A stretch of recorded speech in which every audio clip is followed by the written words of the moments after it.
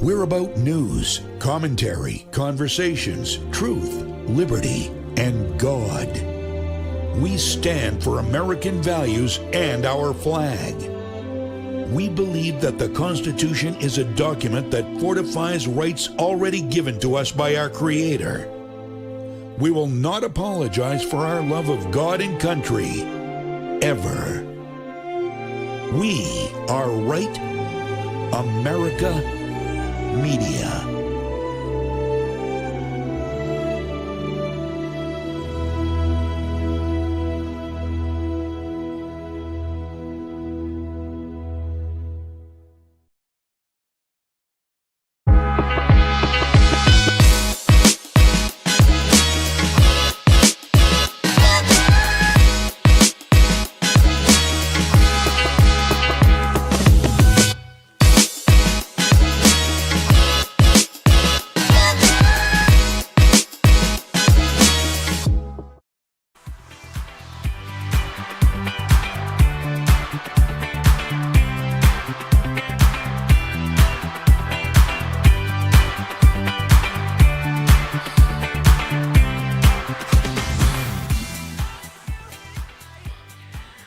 Welcome back to Blue Collar Intellectual Podcast. I am so happy to get into the fire conversations we're going to be having on today. We have nonstop veterans in the studio today, and you know how much I love talking to my fellow veterans. I have Chris Bright, CD1, New Hampshire CD1 congressional candidate.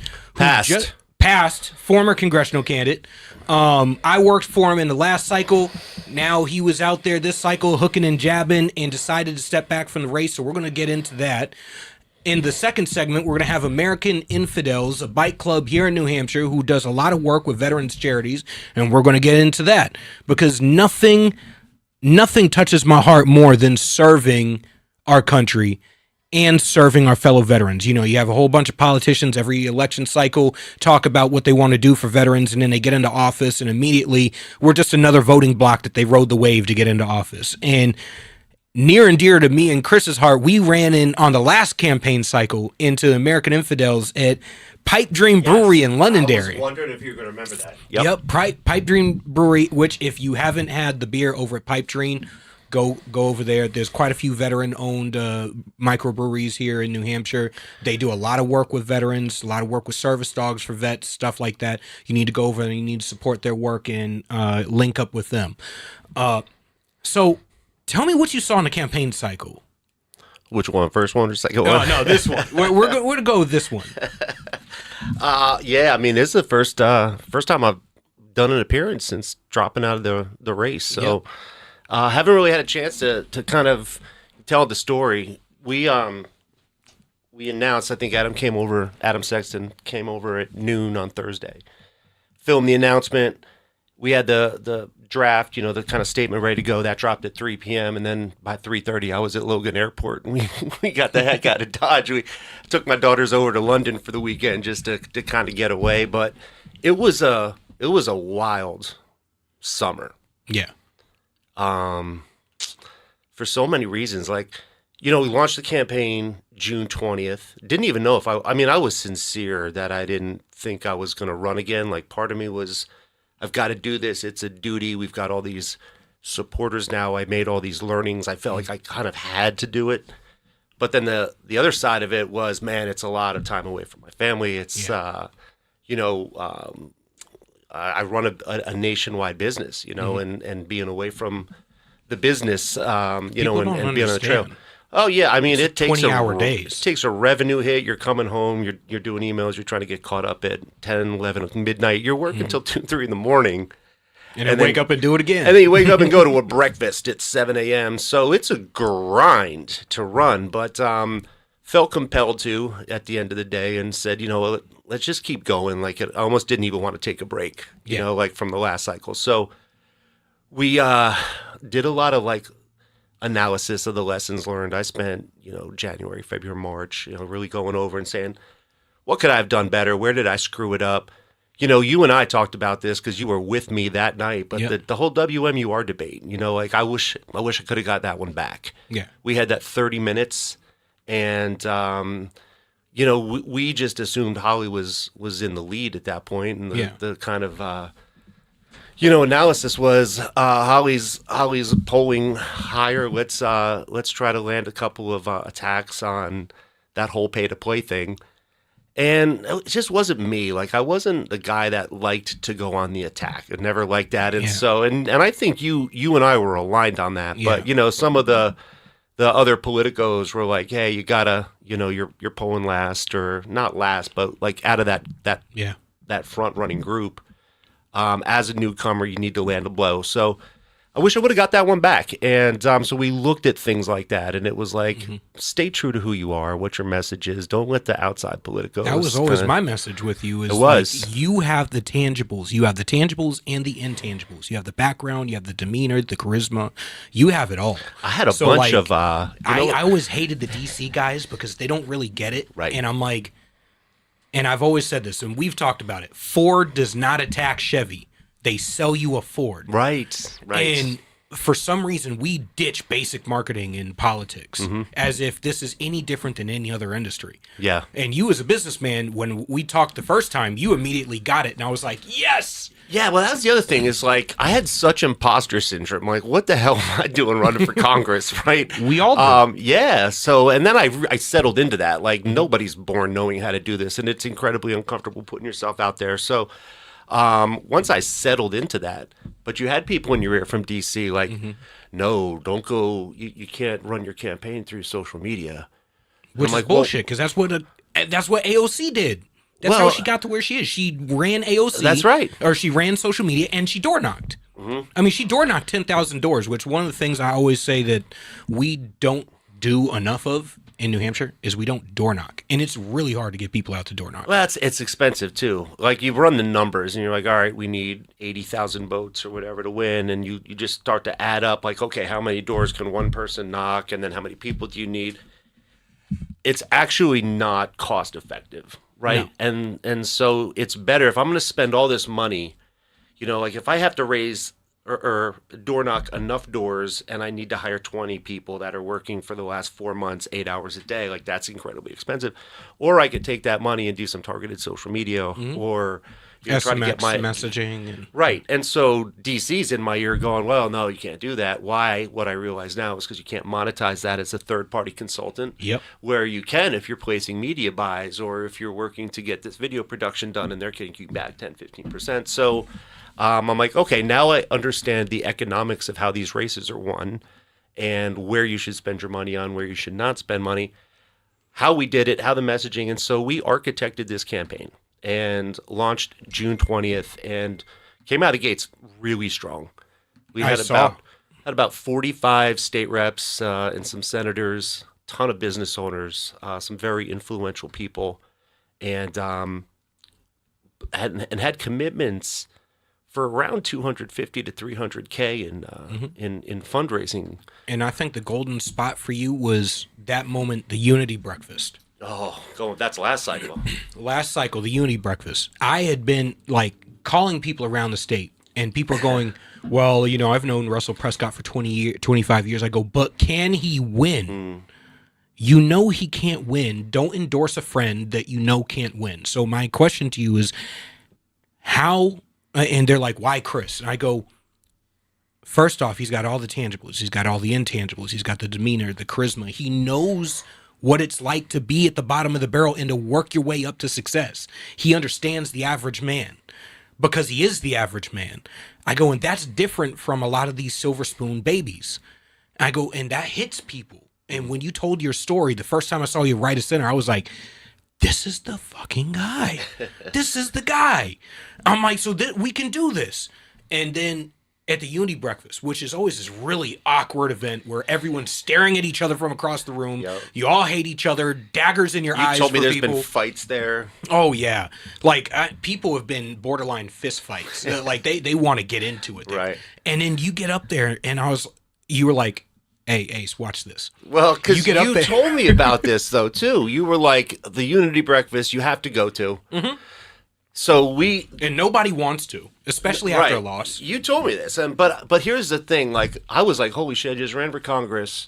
I took 1 out of 8 votes. Mm-hmm. We were adding on 1,000 new social media followers a day in the last like 2 or 3 weeks. Like the campaign was just taken off once we started to spend money, get our message out there. Yep. So when Tuesday came, like I knew I wasn't going to win. Yeah. Right. By that time. Our buddies from the American Infidels were at Al Fleury's place. We were at Bernie's Beach Bar. We were watching the results come in. The pressure was off because I expected to lose, but I wanted to see like how much progress we made because I felt that momentum that we had. I just knew when the line was snapped, we weren't there yet. So coming out of Tuesday, wake up Wednesday, it was this massive weight off my shoulders. Yeah. And then I knew that on Thursday I had to go to this Unity breakfast. And you're like, oh, you have to go. It's a bad look if you don't. We know the other CD2 guy didn't go. Yeah. Right? And that ended up causing some scandals. But I'm driving up there. And I don't know if it was you or Ig or somebody texted me and says, hey, like, we're going to have you speak for a couple minutes. Yeah. I'm on 93, like 20 minutes from the venue. And they're like, oh, by the way, you're going to speak. So I'm like, okay, what am I going to talk about? So we get there. And I'm saying hello to everybody and, mingling. I've got my coffee. And Jimmy Mack and Chris Ager were standing up against the wall. And Ager comes. He's like, yeah, you're going to speak, right? I'm like, yeah, I can come up with something. He's like, cool. Then we're going to start with you. So... Which was a banger idea because it set the tone. Well, but I guess I was so naive. The room was full. Every last Republican in the state is there. Governor Sununu's there. Future Governor Ayotte's there. Both chair, the former and the next incoming chairman were there. Like everybody's there. Mm-hmm. And I got up and spoke about. Do you remember? About the 93 Bulls. Boom. That's right. 93 Bulls. Triangle offense. And you gave the most exhilarating speech. I was like, I gotten up to go get a coffee while you were speaking. Yeah. And I'm like standing there and I'm behind one of the tables. All the big donors are sitting there. And immediately, like they're listening to speak and I hear one of the guys go, shit, we backed the wrong guy. And I'm sitting there going, hey, I told you so. Yeah. Like, I just leaned out. I was like, I told you so. I called you. I talked to you. Yeah. I told you this is the guy. You thought I was messing around because you'd never heard of him. And now look. Yeah. And immediately everyone is going, damn. And then you finished out your speech. It was a great Had speech. everyone standing ovation. And then you're like, and I'm maxing out. Russell Prescott, let's go. Let's do this. It was surreal looking at this conference room full of people. Mm-hmm. Getting a standing ovation, and I just walked out of there feeling so fulfilled. So, I heard nonstop that day. Everyone go, shit, we backed the wrong guy. They're like, damn, he was the guy we should have got behind. And I was like, that event probably is what cracked the door open for me to be like, all right, maybe I'll try this one more time. Yeah. Had I gone to that and it was awkward, like I'd have just been done. Yeah. Right. So yeah, that was a cool moment. Really cool speech. Like sometimes you give a speech and you're just like, damn, yeah, I nailed that speech. Yeah. And then some other times you walk out and you're like, oh my God, I hope nobody filmed that. Yeah, because that was terrible. I had a really bad one when I ran in 2022, and I was just like, oh man. And then I had two good ones that stood out. One, I got pissed. I was just livid. You felt it. Oh, I was so livid. We were at the Londonderry American Legion, and we had a conspiracy theorist got up and started rambling. And I was like, are we joking right now? Is this a game? You see where America is, and we're playing stupid games with conspiracy theorists? Like, what is this? Seriously. I was like, we're sitting inside. We have veterans, grown men crying because we fought in Iraq and Afghanistan, and we accomplished nothing. Right. We just watched everything we did, all the lives we sacrificed, all the blood and tears and sweat, the marriages, the families that suffered, and we got nothing. There it is. That's the passion. And it was like, and then the second one was Gil Manton Winery. I was the last speaker, and I was so livid. Everyone came up and they did their hey you, this is me, blah, blah, blah, blah, blah. And it was all cookie cutter speeches. And I was like, hold my beer.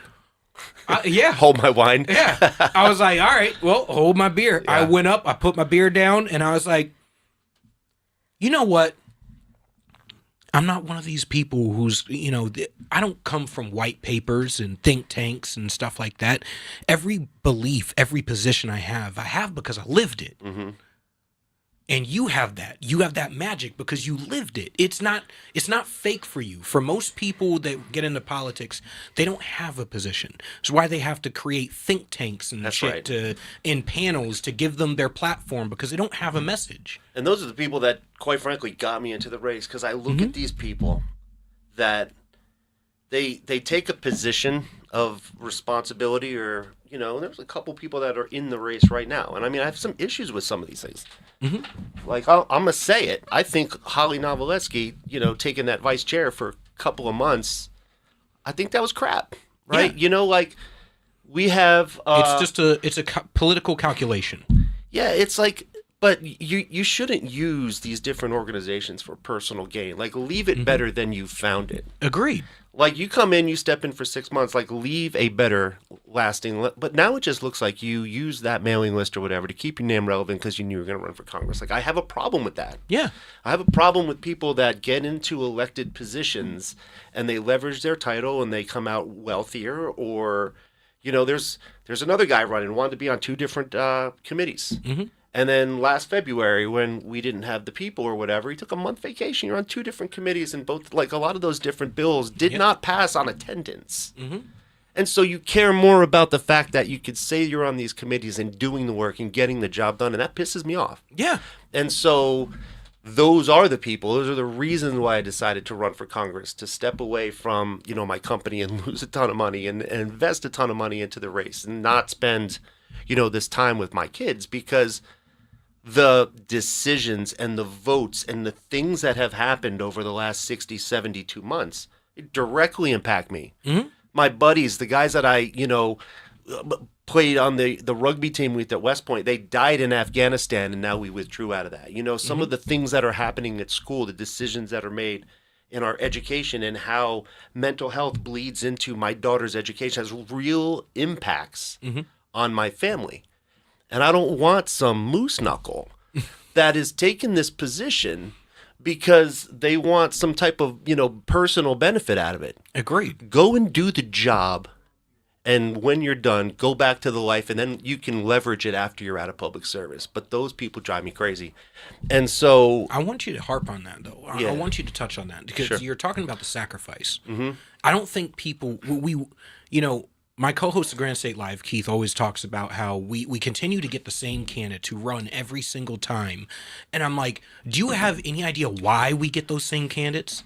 Why we get this person is crowned, it's their turn? We get those candidates because the process beats down good candidates. You have no idea how much these people sacrifice. Yeah. I mean, like, I've always been transparent. I put $330,000 of my... Oh, go ahead. We good? Yeah. We back from break? No, I put $330K, my own money into the race. On top of that, you're hiring somebody now. You're stepping down from, the day-to-day. You're hiring somebody in there. There was a growth curve. We dipped in revenue. I was dating somebody that I thought was the one. You and I think I probably talked your ear off on one of the drives early on, she was like, I don't want this kind of a life, right? Like, I don't want a public service life. And so, it's a pretty big impact.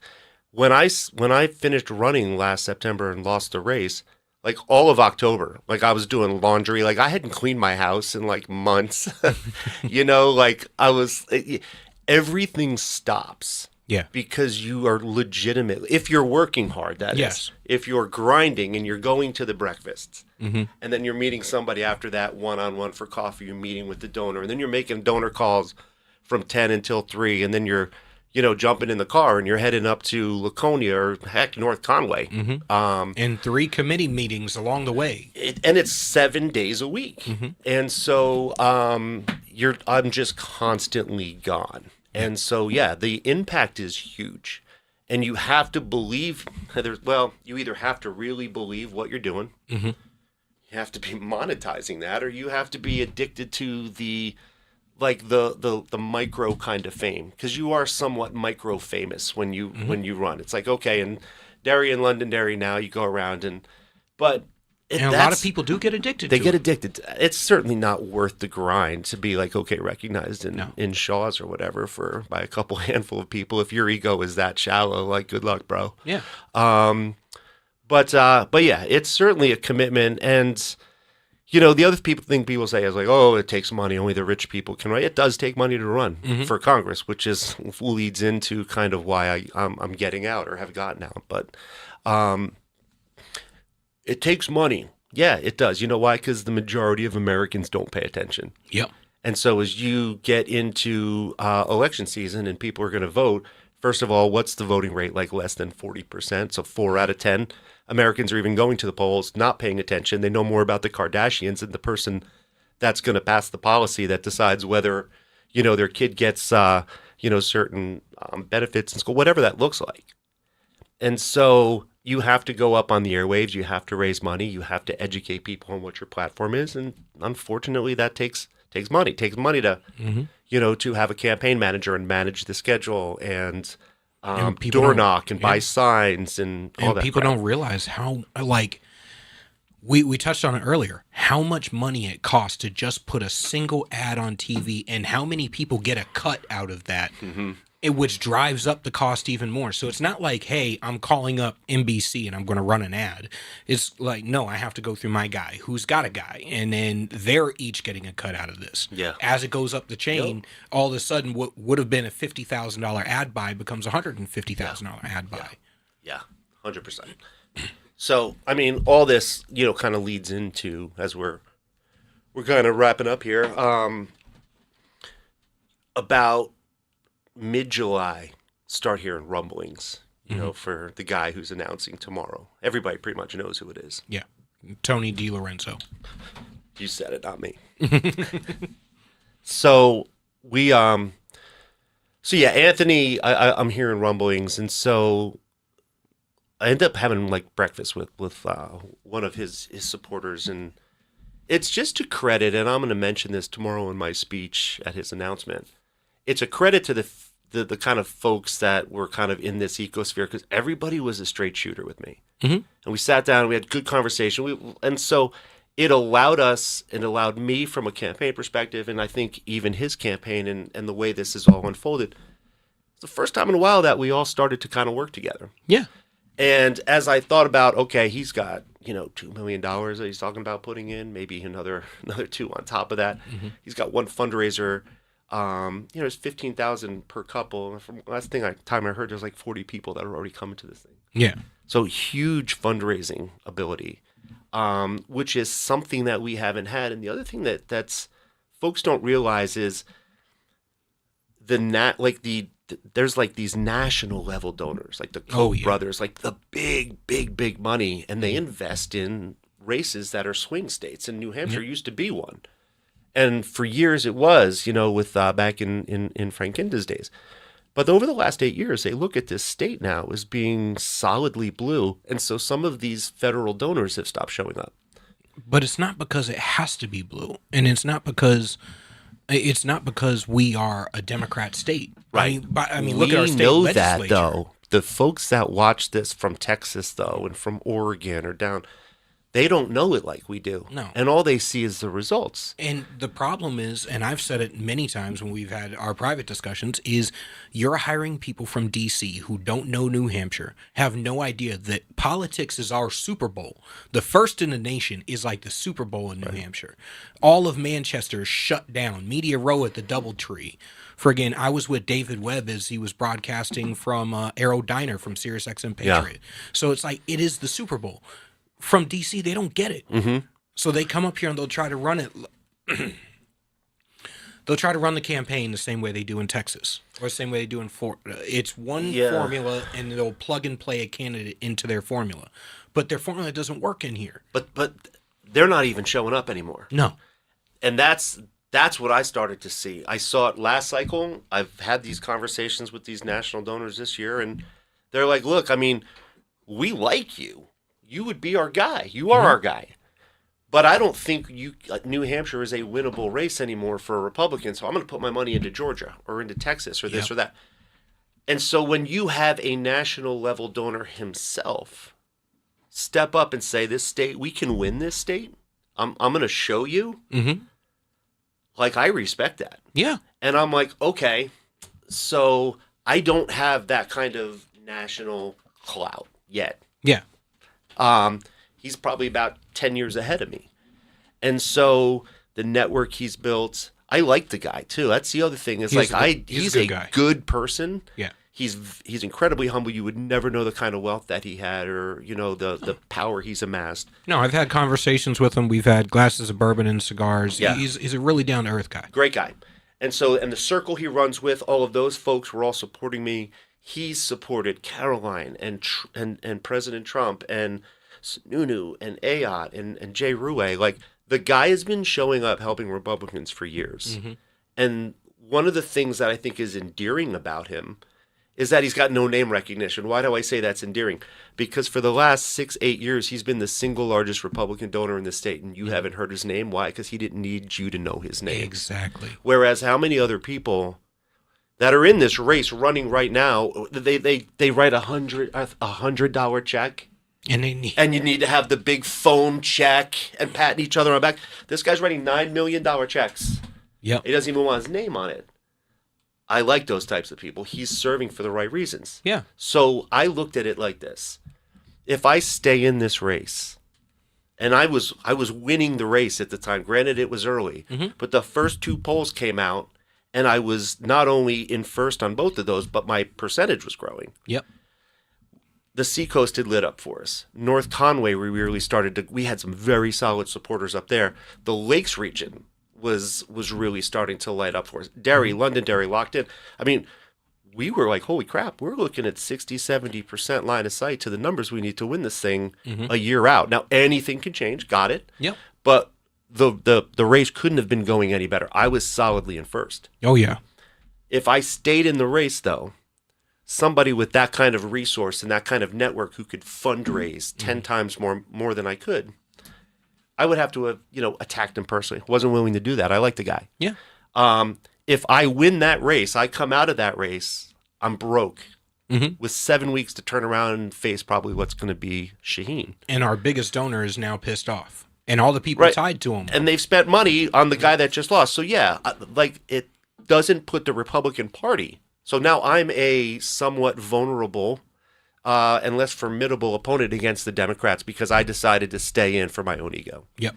If I stayed in and he won, sure, he would have been able to probably fundraise again, but I would have absolutely have landed some kind of a tax. Yeah.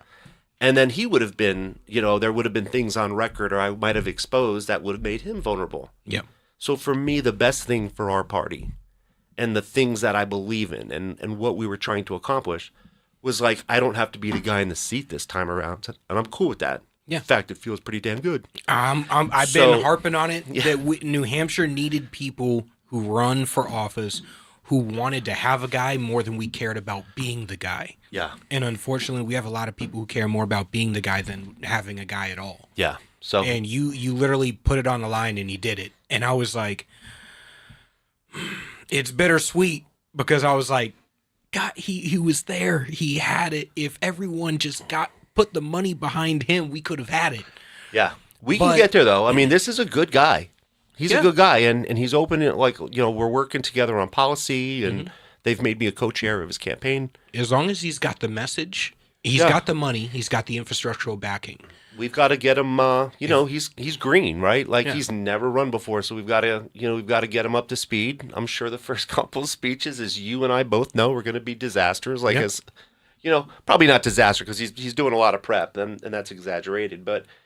He's going to get better. Yeah. And so, we're excited to get him out there, start meeting people. And this was a pretty bold move. And I toiled over it for about a month. But, I mean, I wouldn't have done this if wasn't a guy I couldn't be proud to get behind. So we're going to get him out there. And I think we're going to put a really good team together to win the seat once and for all.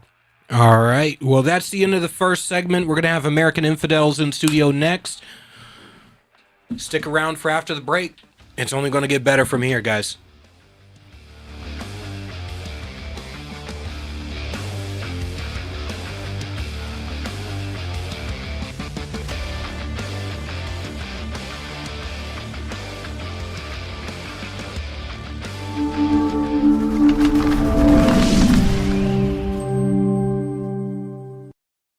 United We Stand. A Marine's Fight, written by Marine Corps veteran Julian Eschyard.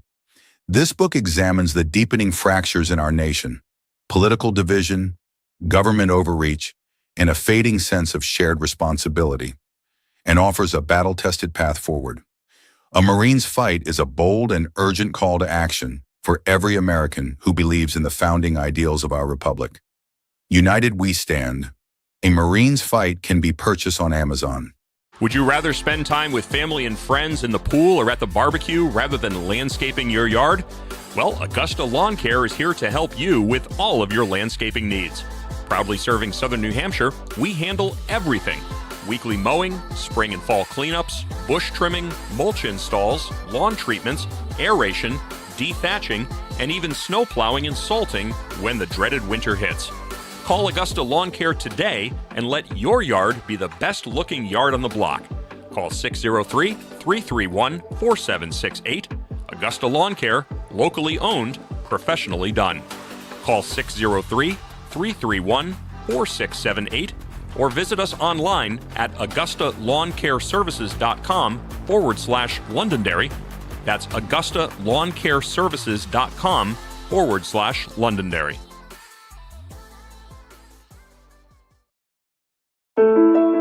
I'm Chris Jakimick. I served in the United States Air Force and I deployed 3 times. So in 2017, I was serving as an Air Force First Sergeant. Our motto in that role is my job is people, everyone is my business. But unfortunately in that year, I would lose my own brother, Lance Corporal Adam Jakimick, to suicide. The majority of veteran suicides are from guns. I store my weapons securely, not only for myself, but for my family. My service never stops.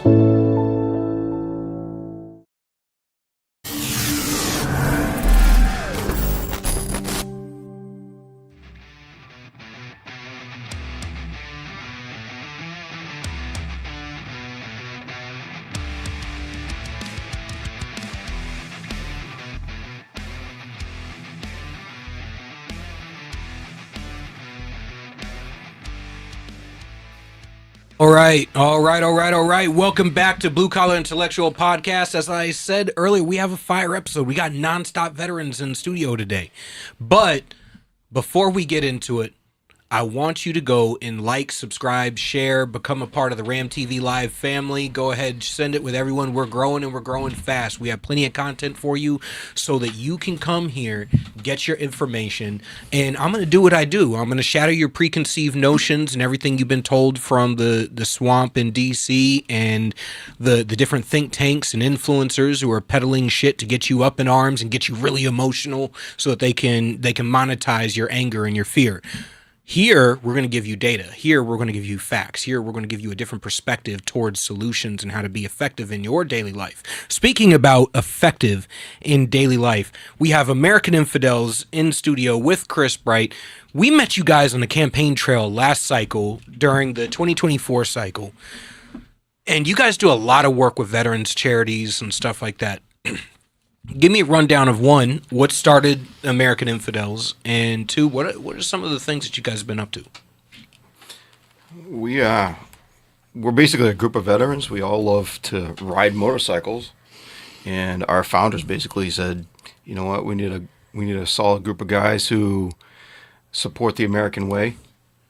We support our military troops and veterans. Off small, We're nationwide now. Yeah, we're growing. We're still a young, small motorcycle club, but we are a veterans motorcycle club, and we basically dedicate our mission, so to speak, to raising money for veterans in need and veteran charities. And it's not just the veterans in need and the charities. It's the smaller events that people come across. Sometimes a veteran in need is just looking for groceries. Mm-hmm. Sometimes they're looking for maybe a month's rent.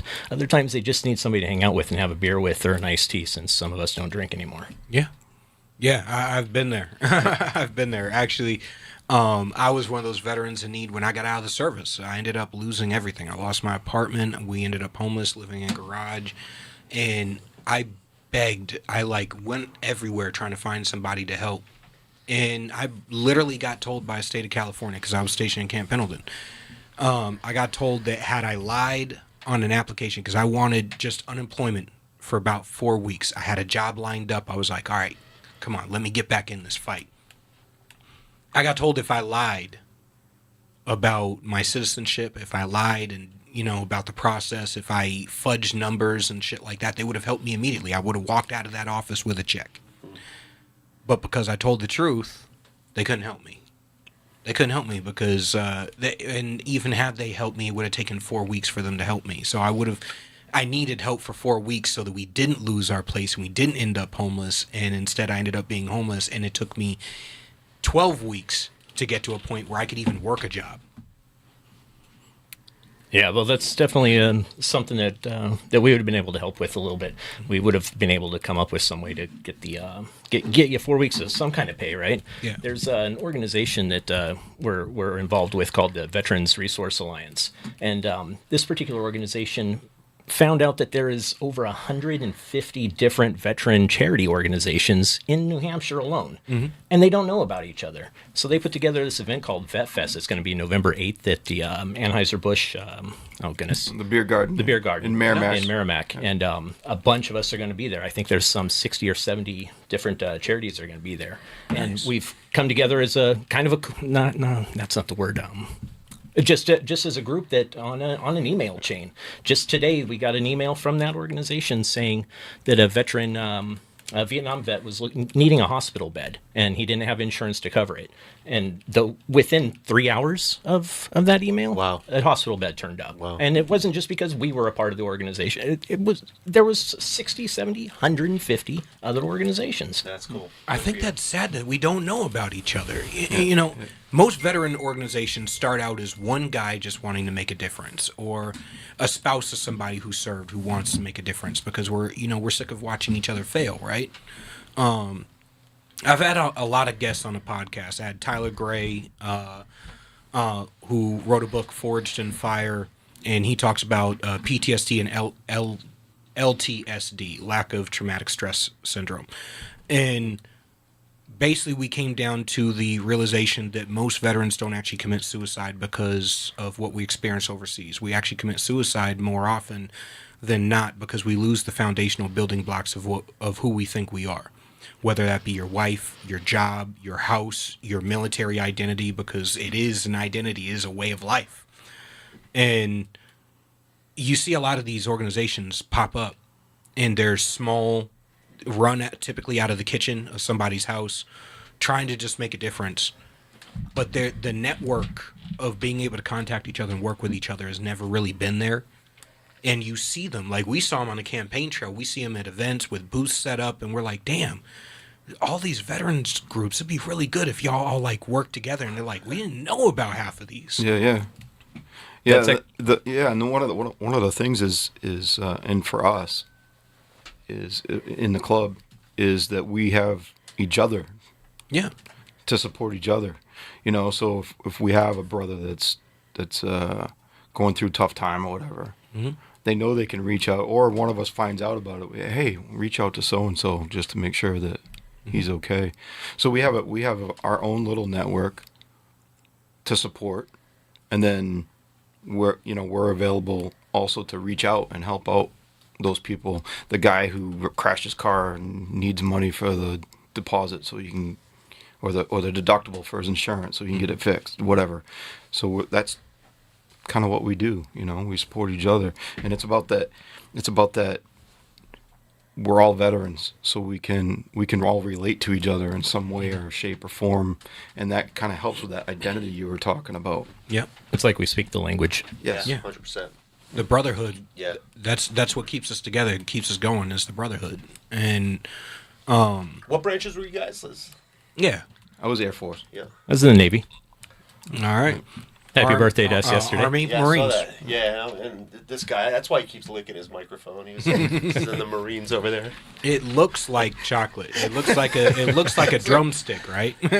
Hey, did I tell you I was, I think I showed you this picture, but was over at visiting Ryan down in Pensacola. Yep. And in the Naval Air Warfare Museum, which is awesome if you guys ever get a chance to see that.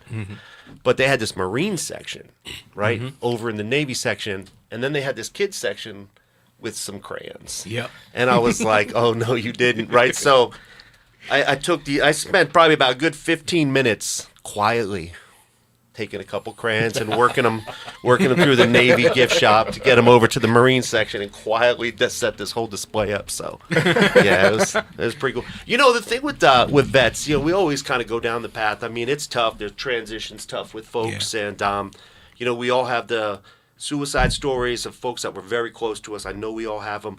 We dwell on that, but there's some cool things like when we get vets together. Yeah. We don't talk about that shit. We tell the war story, the fun war stories. Like, and it's not like there I was, you know, in Fallujah. We talk, but it's stupid shit you do at boot camp. Yeah, that's what I want to hear from almost each of you guys. Like, tell me a war story from. Like, I'll start. Here's one just to kind of get it off when you guys can think about it. We were over in Egypt, and I was a second lieutenant, low man on the totem pole, and we got there into the tents, and we were like maybe 6 or 8 officers in this little like green tent. And the way they set it up was, you know, you're supposed to have your beds this way, so maximize space. But the 2 captains turned their beds sideways, and so I slept in between these 2 clowns, right, with like no space. And they kept breaking my balls, like, Bright, your stuff's dirt. I was like, I have no space. We're here for 4 months in the desert, and I have just under my bed. So one day, because I ran the night operations, they all went to work during the day, and I moved everybody around, and I took this chief warrant officer who was breaking my balls, and I switched him and put him in between the captains, and I built all these shelves under my cot. And so he's like, ha, ha, ha. But that night I came back, and I laid down on my bed, and he had wired it to the electrical generator. So it set off this kind of pranks war. I mean, there I was in the middle of Sahara Desert, just like 110, you know.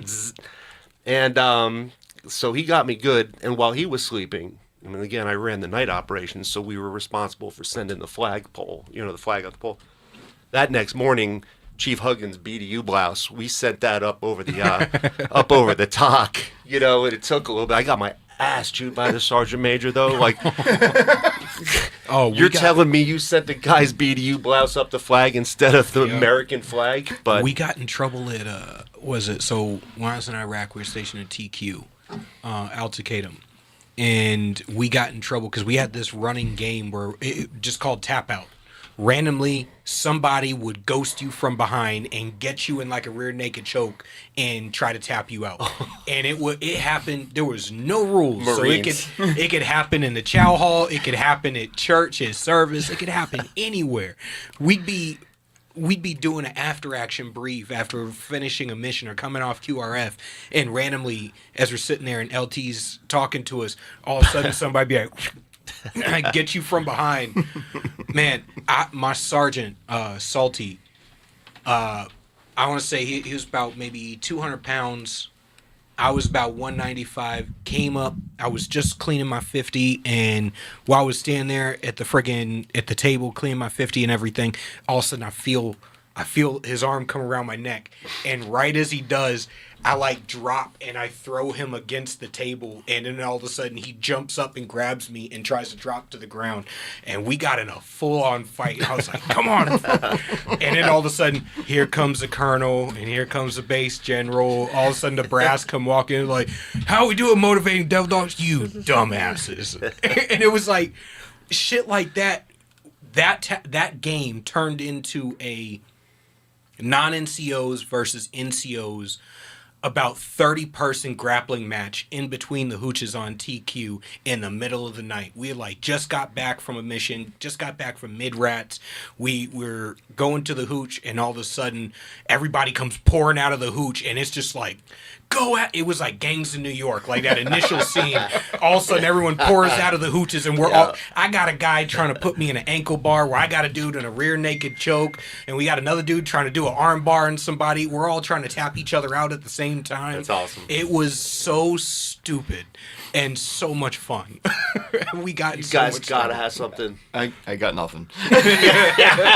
Allegedly. My favorite story is is on a deployment. We ended up in Australia. That's the place that everybody in the Navy wants to land, or everybody asks before deployment, we going to Australia? And usually it's a no. Why? Goodness. We ended up... It's always one. Because there's no reason to be down there other than for the party. I'm Oh, gonna get in okay.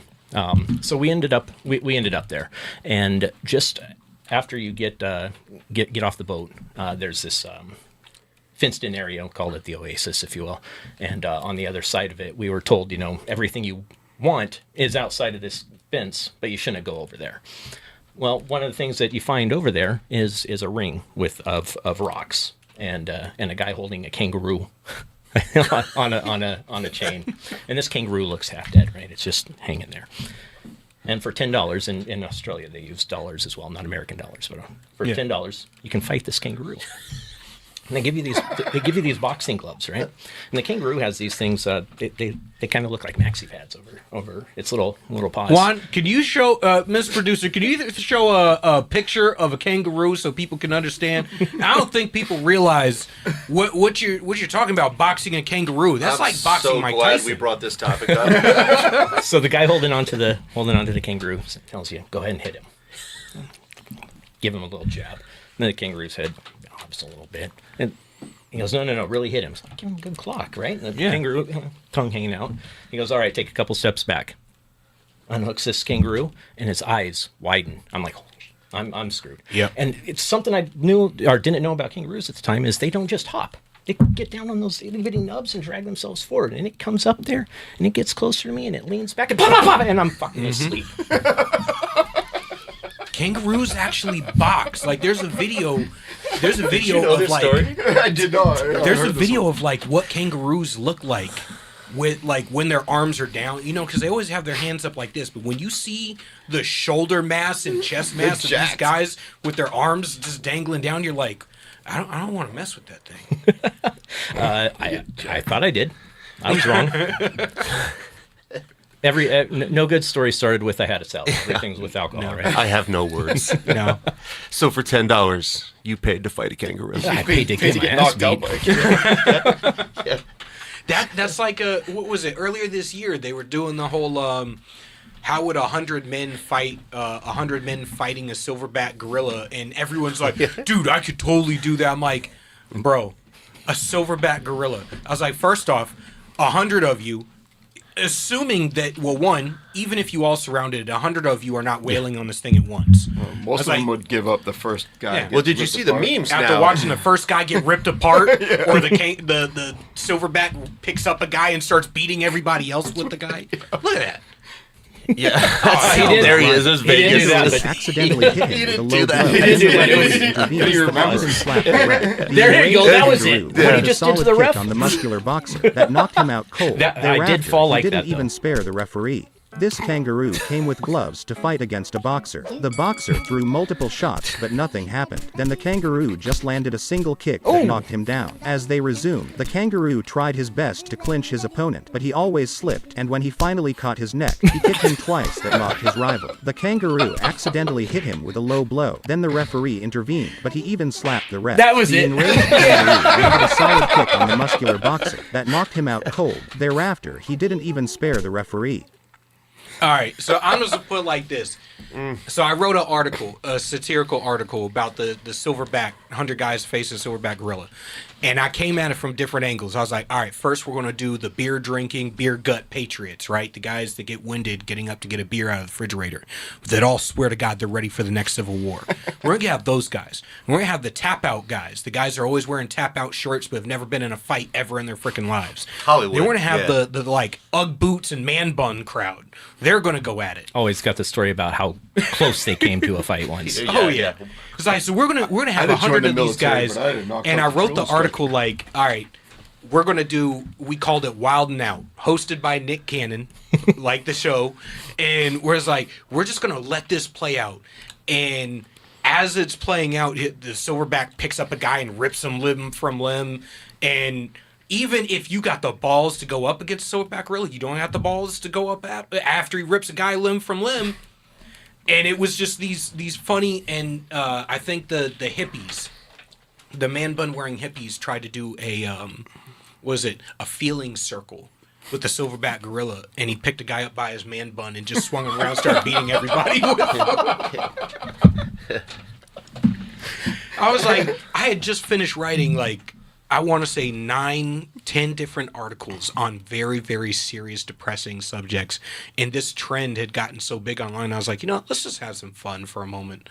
And all of a sudden, that shit started circulating. I was like, so all the serious articles I write, you don't want to read them. But then I write an article about a silverback gorilla beating people to death. And all of a sudden, everyone's like, dude, this is hilarious. What does that say about this country? It says that we do not take our liberty seriously. But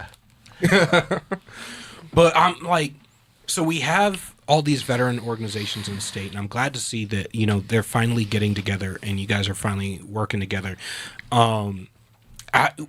For the longest time, it has, chapped my ass that, Wounded Warriors and all the big organizations are the ones that get all the clout. And then I look at their donations versus what they do. And I'm like, 2% maybe of what you guys take in actually goes to veterans. The vast majority of it goes to salaries, goes to big events, goes to more fundraising or marketing campaigns. And it goes to vacations and retreats and shit. I'm like, how is it the biggest veterans organizations that is on every military base in the country is the biggest grift? And then you find small mom and pop veterans organizations that are doing really good work that never get the support. Yeah. Well, sometimes they start out small, and then they do end up getting support. Mm-hmm. If I may, we also operate out of Maine. Okay. And there is a company up there, a charity up there called Booth Bay Vets, and that VETS for Veterans Emergency Temporary Shelters. Okay. They take what basically looks like a motorcycle Trailer. and turn it into a one-room. One bedroom. Nice. I mean, you got your bed, you got your hot plate, you got heat, you got a microwave, things like that. And they started out just nothing, just started building. Mm-hmm. We actually got to help support them last year by raising money to build one from ground up. It was what, $5,400, I think, is what we put together. Mm-hmm.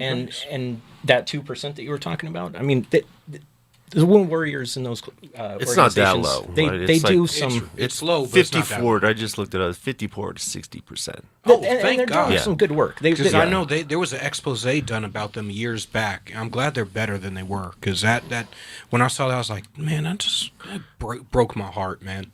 Yeah. Well, we're a 501c19 warfighters organization. Okay. And it's like your VFW. Yeah. Right.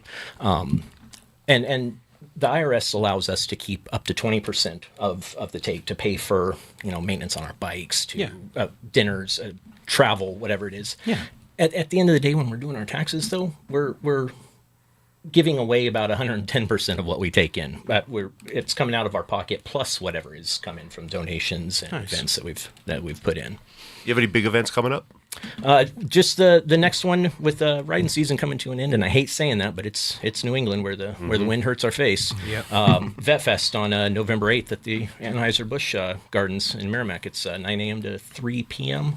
Saturday. There's also the event Sunday, and they actually open up on Friday, but we will be there on Saturday morning. When you guys do these events, is it only for American Infidels members, or like can other motorcyclists such as support veteran causes show up? Like, how does that work? Our public events are public events. yeah. Anybody is welcome, whether you have a bike, whether you're in a club, whether if you just want to support some veterans. Right? Can Julian come on his scooter?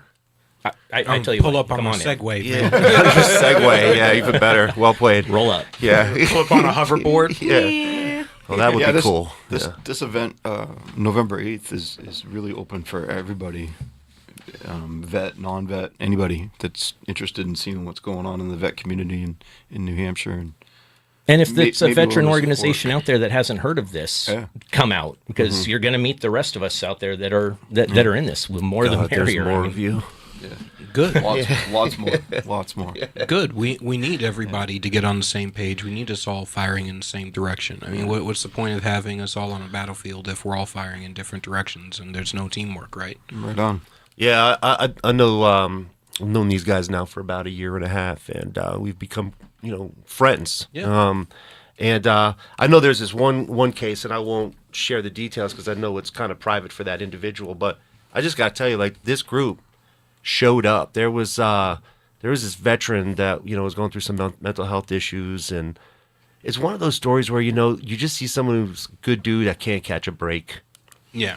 Like, and then one thing happens and they never really get themselves out of that hole. And so then, like, we all know that, right? Yeah. And there was this one guy, and the way I saw them rally around this guy and do a ride, like, I just thought, this is a good group. And from a campaign perspective, when I was running, we wanted to try to shine a light, get them some visibility.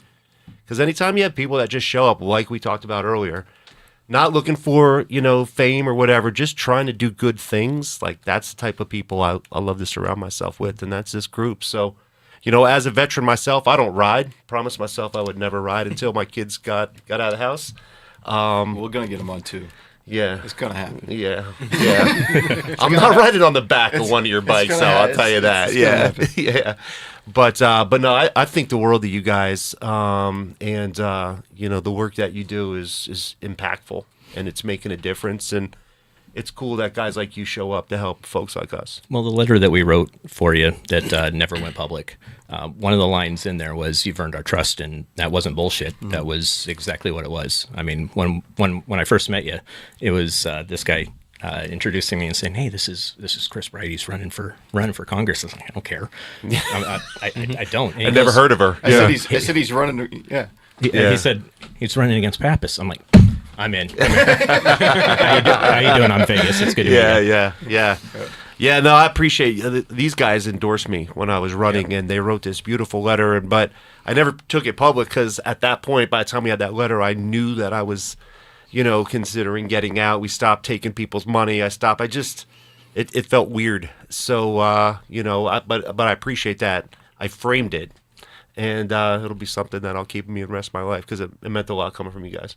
Nice. I'll say that's one of the beautiful things about politics. One of the things I enjoy the most is you do get to get connected with organizations, some organizations that are actually doing legitimate good work, and you do get to make some serious connections that are like, you're like, damn, even if nothing works out, this was worth it. Mm-hmm. And you guys are one of those organizations, and it's like, man, see you guys out there riding, friggin' meeting you guys for the first time. I was like, yeah, I'm like, this is that real shit right here. Like we sat and we had a beer, talked for a few hours the first time we met, and I was like, yeah, this is it. Mm-hmm. Yeah, it was great. I mean, I literally nobody really knows the story, but I literally you guys walked in and shook hands, introduced yourselves.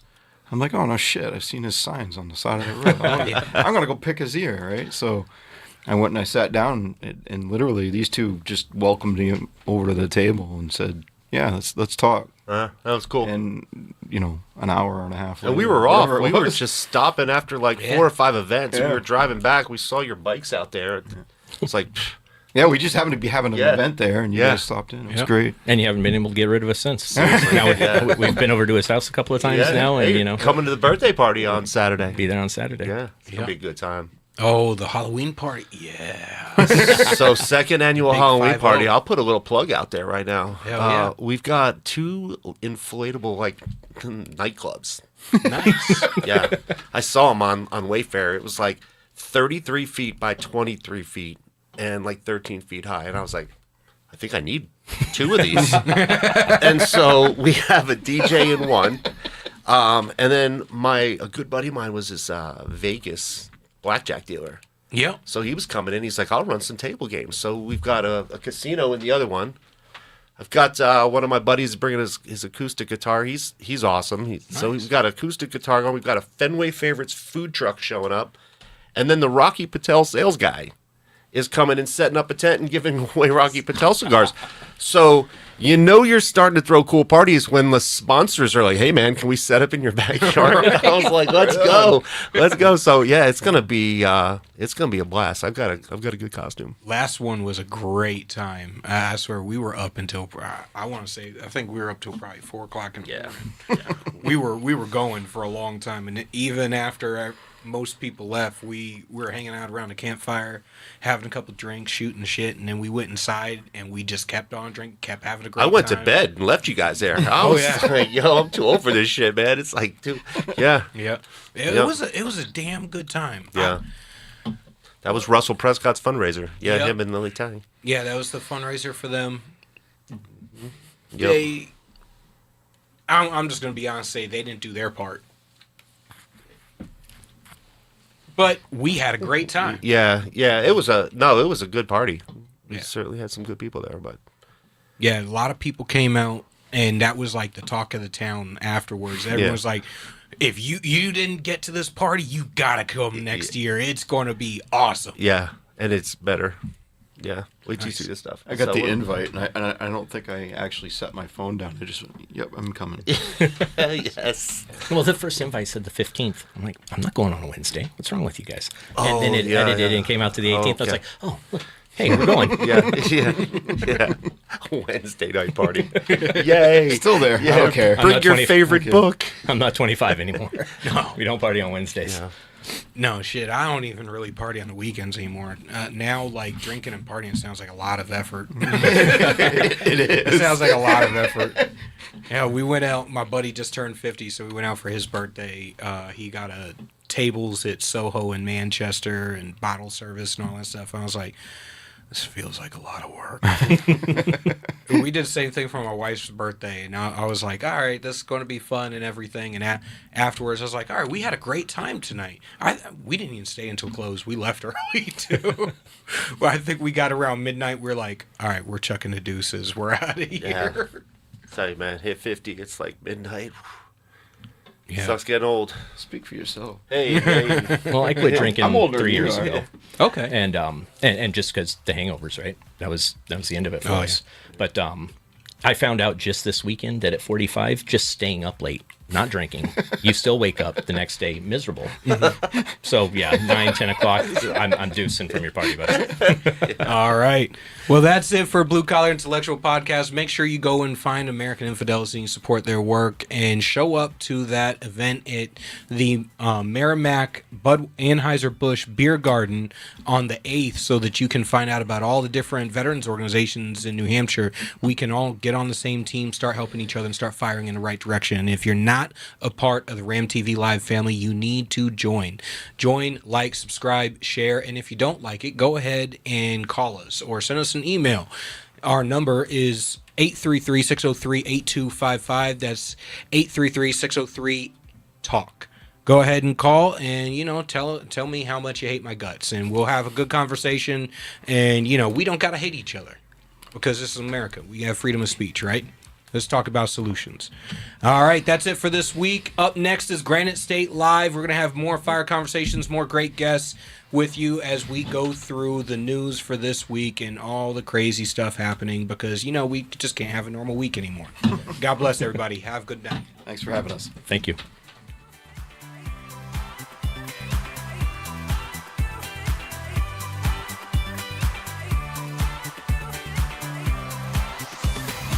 United We Stand.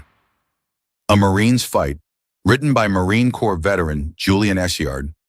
This book examines the deepening fractures in our nation, political division, government overreach, and a fading sense of shared responsibility, and offers a battle-tested path forward. A Marine's Fight is a bold and urgent call to action for every American who believes in the founding ideals of our republic. United We Stand. A Marine's Fight can be purchased on Amazon.